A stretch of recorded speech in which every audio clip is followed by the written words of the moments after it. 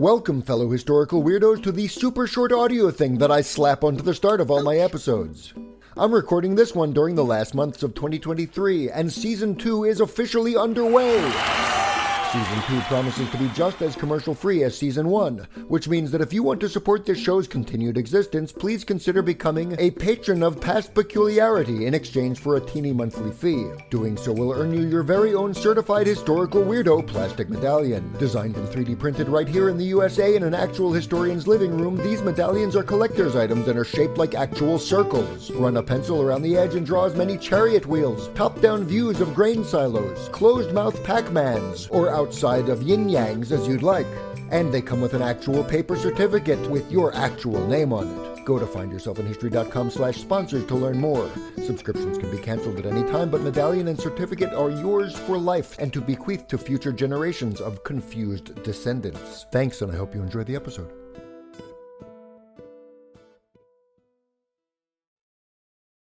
Welcome back to another sparkly new episode of this podcast about how history helps us to unlock the strangeness of now. Hey, I've got a joke for you. It's in the form of a dialogue between Stella and Bella. Stella asks, "Has she a southern accent?" And Bella replies, "Yes, she can't get enough R's in a month to eat oysters."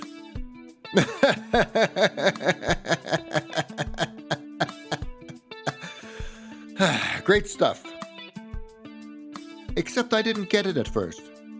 And if you're like most folks these days, you didn't get it either. That's because Stella and Bella's little jocular exchange is from a joke book first published all the way back in 1908. So now imagine that you're at a little party from that year, surrounded by folks who are laughing riotously at that joke, while you just don't get it. You just sit there, forcing an awkward smile, praying that nobody asks you to explain what on earth shellfish has to do with Dixie dialects. Yes, an experience like that can make you feel out of your element, perhaps even like some kind of weirdo. Well, I have great news. You will be able to snicker knowingly at this and other chucklesome jests from yesterday once you join me today on a journey through time. Sure, this experience could be difficult. Cackling crowds of dead people are almost always unsettling. But don't worry, I'm here to help you on your voyage into grasping the completely normal humor of the past. After all, I'm a professional historian, and I'm trained to assist people in situations just like yours. My name is Doug Sofer, and I'm a weirdo, just like you.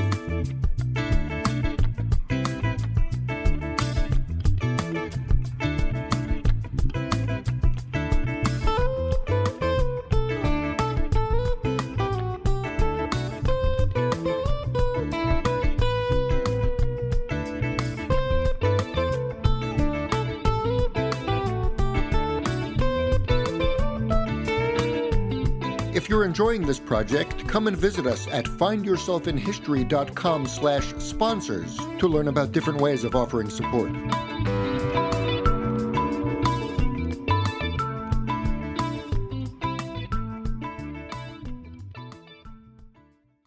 Sometimes a joke just flies over your head and it makes you feel awkward. Well, it turns out that you are a weirdo, is the name of this podcast, so you've come to the right place. Today's episode is called You Don't Get the Joke, Probably. There could be many reasons why you don't understand something that others think is funny.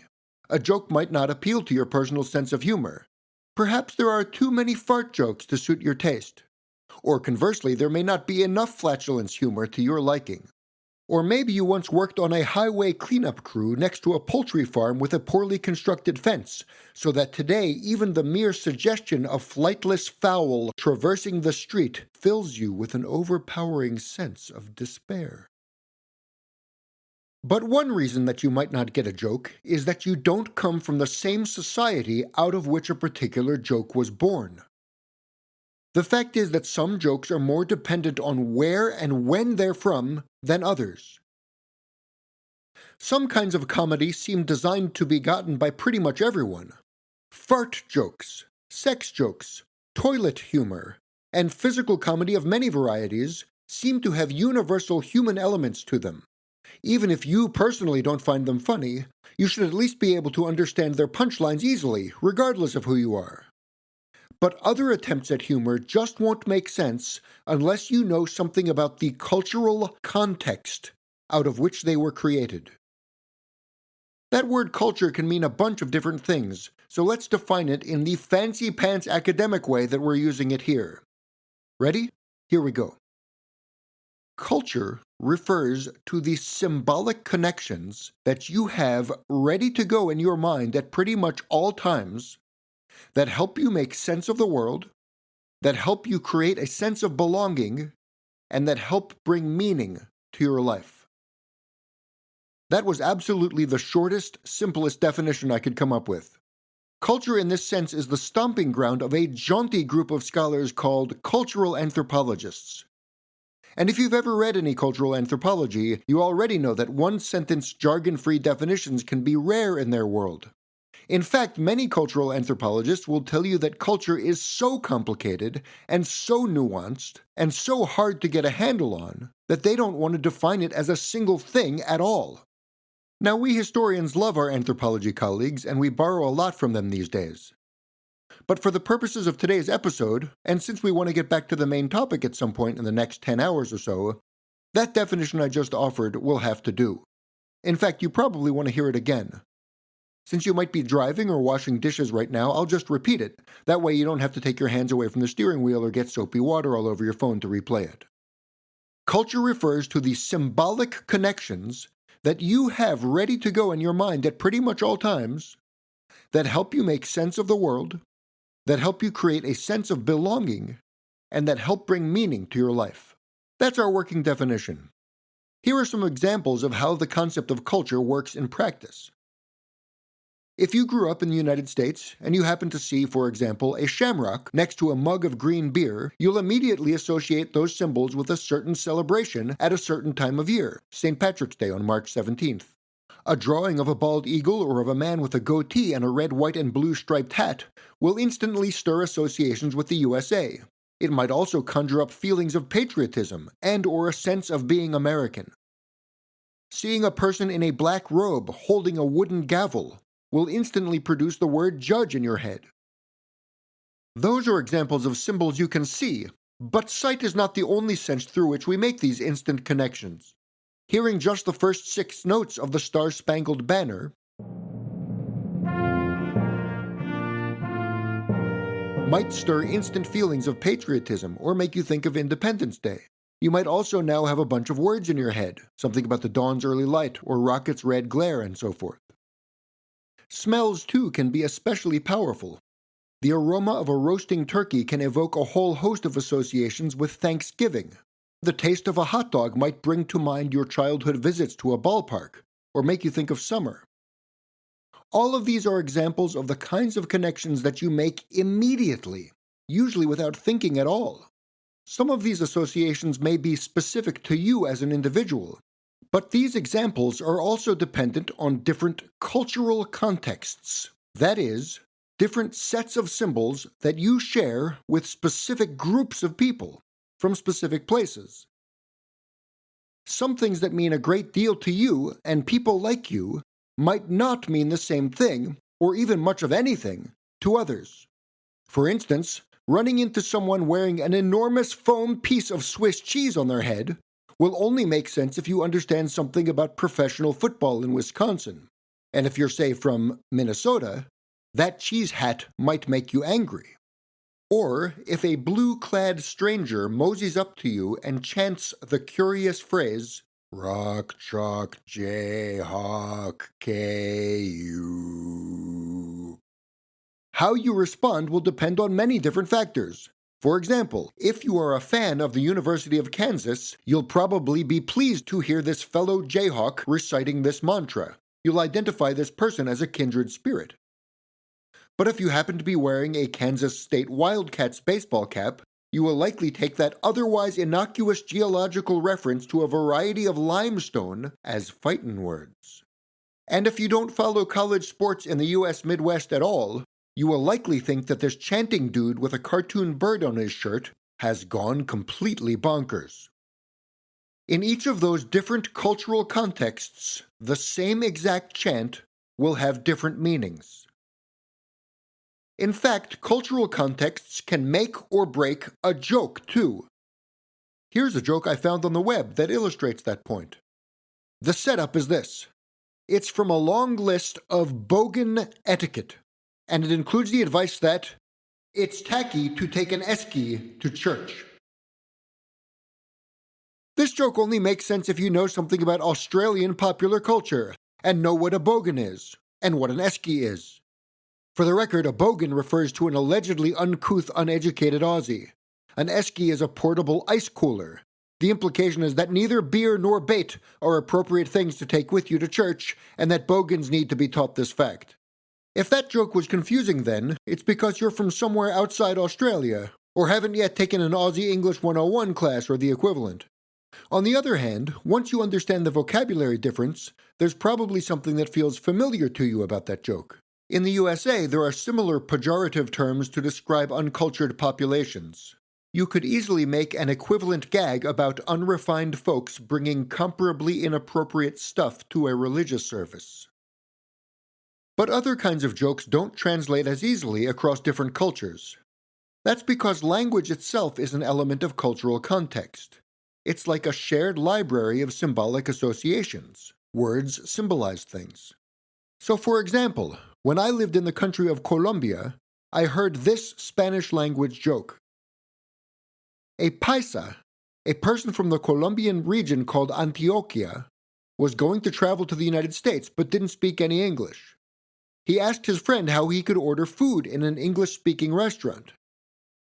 His friend told him that he could easily order steak and eggs by saying the Spanish sentence, "Usted quién es?" He said that would sound like steak and eggs to an English speaker. The guy got to the U.S., sat down in a diner, and confidently said to the waiter, "Vos quién sos?" To understand that joke, you need to realize that "usted quién es" and "vos quién sos" both mean "who are you?" but that people from Antioquia characteristically use the vos form instead of usted.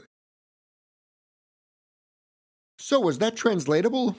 Sure, sort of, once you get the language parts. But is it still funny to people who have no prior knowledge of not only Spanish, but also of Colombia's regional language differences? You tell me.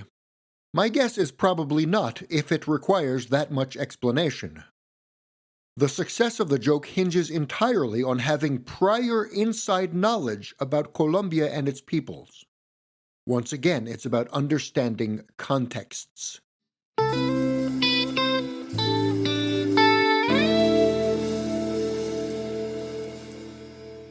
But being from a different place is not the only way to be a cultural outsider. Cultural contexts also change over time. For an example, here's an excerpt from a publication called The American Magazine of Wit, published in 1808. A gentleman in Philadelphia, wishing to ridicule Peter Porcupine, went to his store and inquired whether he had Porcupine's quills for sale. The British wag replied in the affirmative, took from his shelf a bundle of common writing quills, and tendered them to the gentleman. The would-be wit immediately took the quills and paid for them. Then, archly looking at Peter, inquired again whether they were Porcupine's quills. "Oh no," replied Cobbett. "They were indeed so once, but they are goose quills now." The gist of the joke makes sense if you know that people used to write with goose quill feathers, and that a goose is also an insult, meaning a fool or simpleton. It makes even more sense if you happen to know that Peter Porcupine was a nickname for a British political author named William Cobbett, who lived from 1763 to 1835, and who lived on and off in the United States for 3 decades. So the quills used to be Porcupine's quills when they belonged to Peter Porcupine, but now that they belong to this gentleman, they're goose's quills. The author of this vignette assumed that readers of his time and place would just know all of these facts. Now here's a joke that's distant in both time and space, unless you happen to be listening to this podcast in China, in 1907. The joke is cited in a recent book by the historian Christopher Wray. It's a poop joke, so if you happen to be eating right now, you might want to pause the podcast until you've finished. The express version goes that a white dog falls into a cesspit, a hole full of raw sewage, and gets covered in yellow-brown feces. When the mangy mutt jumps out and happily trots off into a marketplace, everyone runs away and keeps their distance, at which point the dog reflects to himself, "It's true, those of renown dazzle the low-born. Today, seeing me wearing the yellow jacket, these peasants are all intimidated." Maybe a poo-covered dog who thinks to himself in English, actually Chinese, is funny on its own. But the joke only really makes sense when you realize that imperial officials in the late Qing dynasty of China wore gold-colored robes. The Qing dynasty would be overthrown just 4 years later, so maybe it's not surprising that satirists were poo-pooing the trappings of authority at this point in time. So if you get the context, you realize that this story is irreverent. If you don't understand what's going on in China at this point, it's just a disgusting story about people fleeing from a talking dog covered in human waste. And speaking of potty humor, some old jokes don't require much explanation at all, at least once they're translated.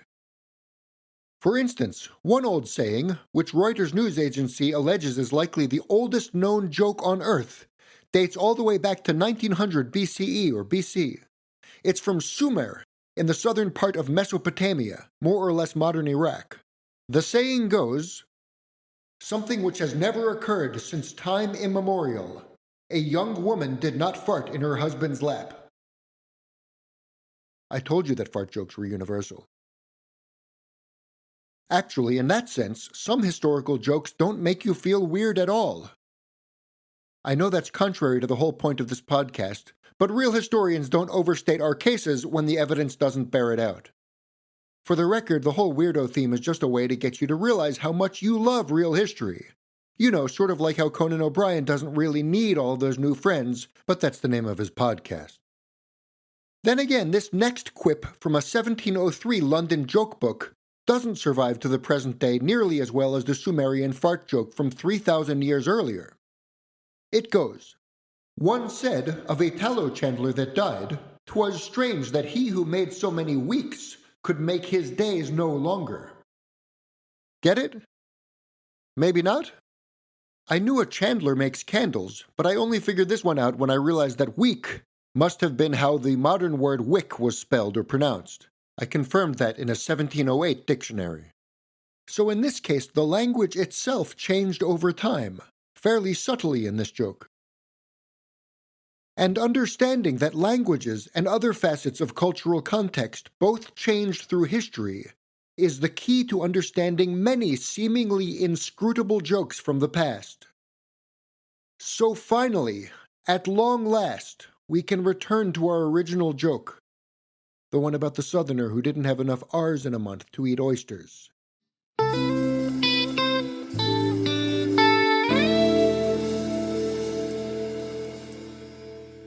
Up to this point, we've talked a lot about language. We've looked at words, many of which might be new to you, like bogan and paisa and rock chalk. And you've picked up historical double meanings for other words, like goose and week. Even so, a language is more than just a catalog of words.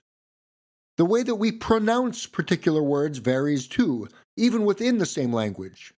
This is where accents come into play. Most of us humans are good at identifying when an accent is different from our own. We notice that someone's making slightly different mouth sounds, and we figure out that someone is from somewhere else, from ain't round here.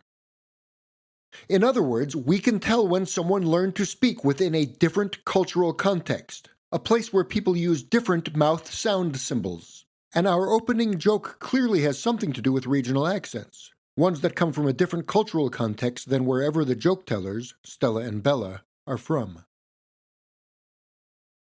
But what's especially cool about this joke, at least for historians, is that it's not just about an accent from a different point in space. It's also about one from a different point in time. The reason this joke initially confused the heck out of me is that the southern accent described is not one that I immediately recognized. I've lived for many decades in the U.S. South, Tennessee, Georgia, Texas, and I've heard many southern accents from many different regions. and I wasn't familiar with any that left out the letter R. For one exaggerated example, when Larry the Cable Guy plays a tow truck in the Disney Pixar film Cars, he has no problem pronouncing the R at the end of his character's name, Mater. Luckily, I happen to have done some top-notch historical accent research, by accident, when I was a little kid. It came through watching a lot of Looney Tunes cartoons, rerun from the 1940s through the 1960s. If you've ever heard the cartoon rooster named Foghorn Leghorn speak, he says things like the following line of dialogue, spoken immediately after exploding. Fortunately, I keep my feathers numbered for just such an emergency. You can hear how most of the R's in his words turned into ahs and uhs, like in fortunately and feathers, numbered, emergency. If there's ever a Looney Tunes and Cars movie mashup, Foghorn would pronounce the tow truck's name as Mater. All right, I know I'm no Mel Blanc, but hopefully you get the gist. Speaking of actual professional voice actors, Mr. Leghorn's accent was based on a character developed for Fred Allen's radio show from the 1930s and 40s, named Senator Beauregard Claghorn. He said things like this. I'm busier than a man with one tooth eating corn on the cob. Busier for busier, corn instead of corn, both missing their R sounds. Or there's this one. Your tongue's wagging like a blind dog's tail in a meat market. Yaw for your, market for market. The actor who developed the character of Senator Claghorn was Allen's announcer, Kenny Delmar. Delmar based this character's accent on actual people, whom he'd actually met, who actually spoke that way, throughout the actual southern United States, during Delmar's actual lifetime of 1910 to 1984. An accent that drops R sounds is called a non-rhotic dialect, R-H-O-T-I-C. You can save a couple of syllables and impress people at fancy parties with raw oyster bars by saying rhotic instead of pronounces R's, which means the same thing. The non-rhotic dialect seems to have been more of an upper-crust Southern accent, the kind that a senator would have had. It's become less common over the past half-century or so. But the lack of R's seems to have once been a distinguishing feature of many Southern accents, especially from the Deep South. A friend of mine from the great southern state of Mississippi, who's also a psychologist of language, tells me that he knows some old-timers who still speak some variation on this accent. So hey, good news! We solved one part of the joke. The Southern woman mentioned does not pronounce her R sounds because in 1908 she speaks in a more classical Southern accent that today is less commonly spoken. Anyone reading that joke in 1908 would understand that Southerners don't pronounce their R's. That accent, and that knowledge about the accent, was part of the cultural context of the United States in 1908. Fine, but what in the fogging Claghorns does speaking without R's have to do with oysters? At first I thought it was some kind of pun. I tried saying oyster in the Foghorn Leghorn accent. Oyster, oyster, oyster. No, that doesn't really mean anything. Or maybe R's pronounced as ahs meant something. One friend thought it might have to do with a genteel Southerner saying hours in a month. Hours, hours, hours. Do any of those theories work? No. I realized I needed the help of a pre-Gen Xer, so I called my mom. She didn't get the Southern accent part at all, which by that point I had already solved. But then she just casually mentioned, of course people say you should never eat oysters during a month that has the letter R in it. Wait, what now? That was obviously the key, but I'd never heard the expression before. If it's new to you too, here's how it works. The non-R months are May, June, July, August, the summer months. I went online to explore, and I found a recent Southern Living magazine article and a report of a very cool recent research project from the University of Florida's museum. Both sites say that conventional wisdom holds that you should never eat oysters during the summer months. Why not? 3 good reasons. First, they don't taste good. Second, you might just kill off all the future generations of oysters. Third, they might give you food poisoning. That third problem seems like the most obvious one.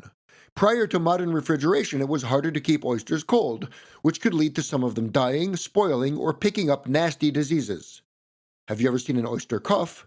Me neither, but I still know it's not pretty. Sustainability is probably the most important factor in the long run. Wild oysters spawn in the summer, which means that eating the mollusks prevents their populations from recovering. A lone oyster will, and I'm quoting from a scientific source here, quote, release his gonad, firing his sperm into the water. Other males, when detecting the sperm, will immediately join in and release their gonads too. At that point, the females will shoot their eggs out. Sperm and egg meet up in the water, and before you know it, you've got a sexy floating oyster party that eventually leads to a bunch of baby oysters. During these critical months, oysters are very interested in doing only that, creating the next generation of oysters. A side effect is that they become less interested in being delicious. During spawning time, oysters become scrawnier, chewier. They taste weirder than in colder months. And eating them while they taste bad also means that there won't be as many new ones to eat in the fall. Now that we understand it, here's the new version of the joke. Stella. Has she a southern accent? Bella. Yes, indeed. In fact, her high-class, non-rhotic dialect of the southern accent means that she cannot pronounce the letter R, and therefore she can only accurately pronounce the names of summer months during which oysters release their gonads and squirt out various reproductive substances at one another, thereby making them taste funky. Yeah, I guess the original punchline flows a little better than mine.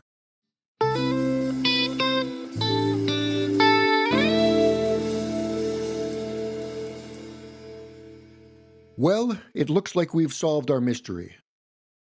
Along the way, we got to talk about culture, and cheeseheads, and bogans, and elementary Spanish sentences like, ¿Usted quién es?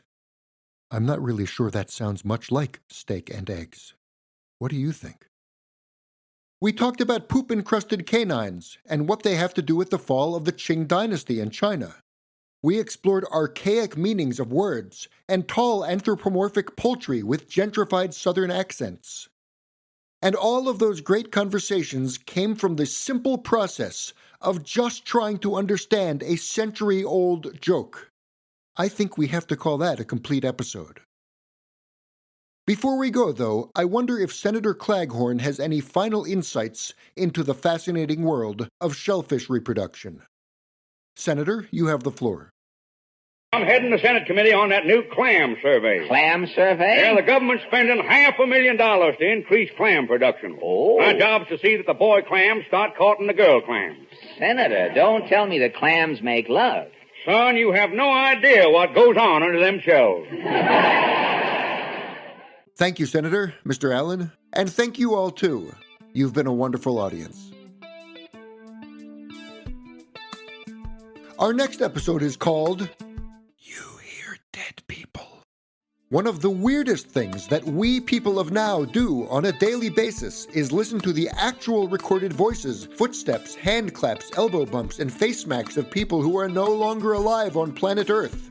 We can even hear the unliving play instruments and sing. In the big picture of human existence, recorded sound is new, and it changes us in all kinds of profound ways. Tune in next time to learn more. You can find references to the historical sources, audio clips, and information about bivalve mollusk physiology used for this episode at findyourselfinhistory.com. Special thanks to Phil Sherman, Matt Trimbley, and Chad Schrock for assistance with and feedback on various different pieces of this episode. This podcast episode was researched, written, edited, recorded, and mixed by Doug Sofer. All materials are copyright 2022 by Doug Sofer. The theme song was also written by Doug Sofer and performed by Doug Sofer on lead guitar and bass, with Matt Trimbley on rhythm guitar. You can find out more about Matt at trimbley.com. Thanks for listening.